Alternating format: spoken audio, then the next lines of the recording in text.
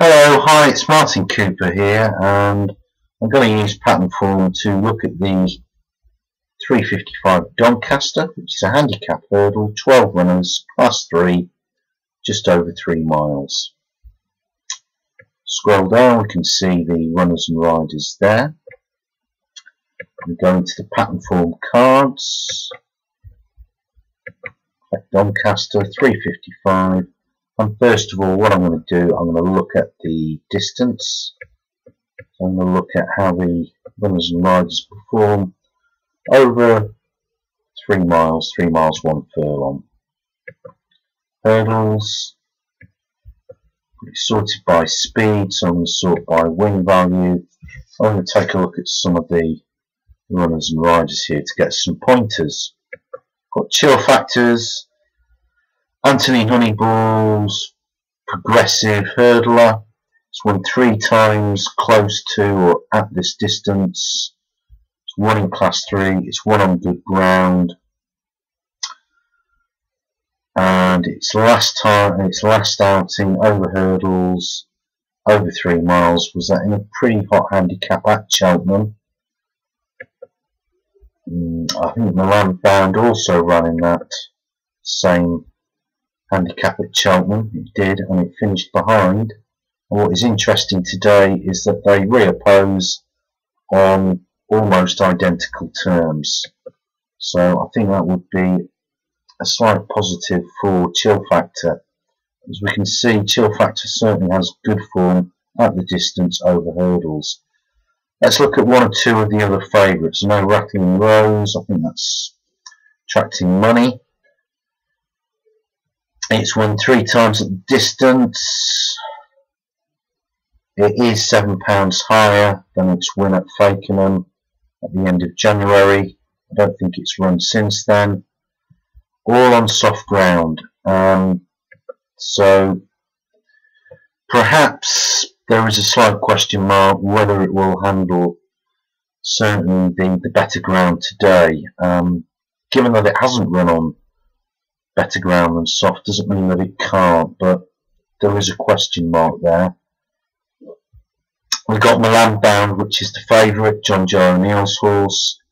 The form of the last 2 runs are certainly working out very nicely. It finished second at Haydock over 3 miles in a class 3 behind Closing Ceremony, which won a grade 2 race at Haydock last weekend, and it is only £4 higher, so it would seem to be still very well treated. And also it ran a decent-ish race at Newbury behind Bygone Sovereigns, which again won last time out last weekend, so it's got some good form as Milan Bound and needs to be considered. Western Joe at the distance may be a possible question mark there, but it has placed at this grade. 11 runners, similar type of field size over the distance on good soft ground, similar going conditions. It's quite high in the betting. So looking at the going, I'm going to go hurdle. The going is it's good to soft in places. On the Sporting Life website, 2 years, and again we can see the Chill Factor, those runs that I've talked about already. We've got Waltzing Darling, that one at Musselburgh on good ground. Looking down here, it's been mostly running at shorter distances than 3 miles, so it would seem to be possibly stepping up today. And at a slightly higher mark, £3 higher. It may have run after that Musselburgh run, I don't know. What else have we got? We've got Western Joe, which is quite high in the betting. Now, its last run at Wincanton, just short of 3 miles on good to soft. Finished behind Batavia, very progressive horse.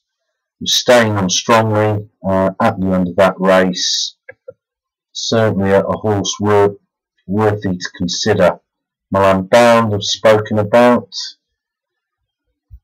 And we've got Wicked Spice, which I think is quite high in the betting as well. It's 1/3 miles at Doncaster, similar ground conditions, but it is much higher, running up a much higher mark. Let's look at the class. So I'll go hurdles, class 3. I'm going to go 2 years, see what we get. Got less data here to work with. We've got chill factor, it's winning the class. We've got Milan bound, that very close second to closing ceremony, very strong form. And we've got Western Joe, which we've mentioned that run at Doncaster, and its last time out run at Wincanton. Really got very much there. We've got Rolsing Darling, which is one at which is one in the class. Slightly higher in the weights, but it is progressive, probably at 7. And we've got Moss on the Mill, which again, and that one in May. So possibly suggested it is a summertime horse, and it went on good ground there. Let's look at the field size. So we're looking at how many. So we're probably going to look at. I'm going to look at sort of between sort of 10.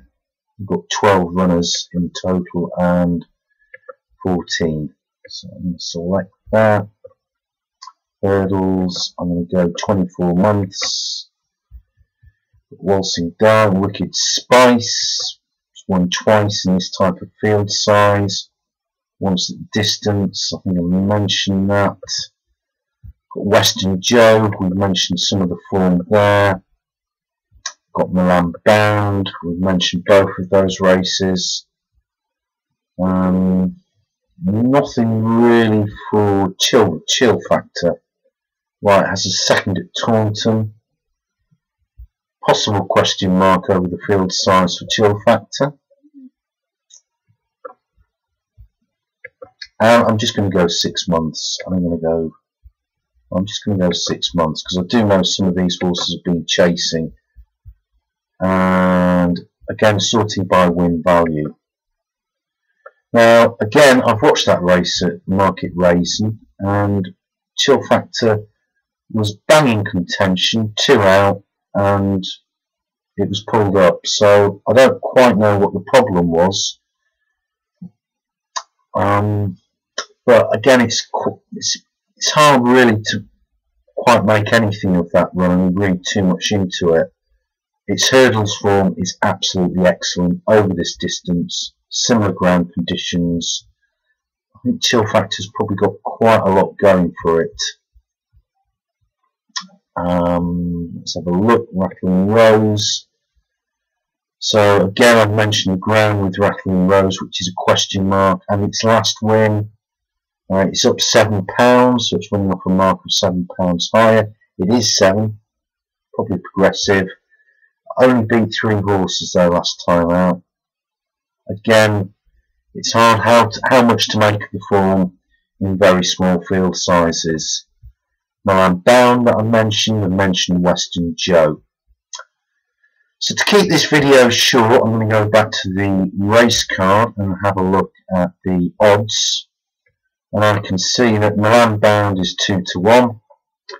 I think that's short enough. It's got very good form.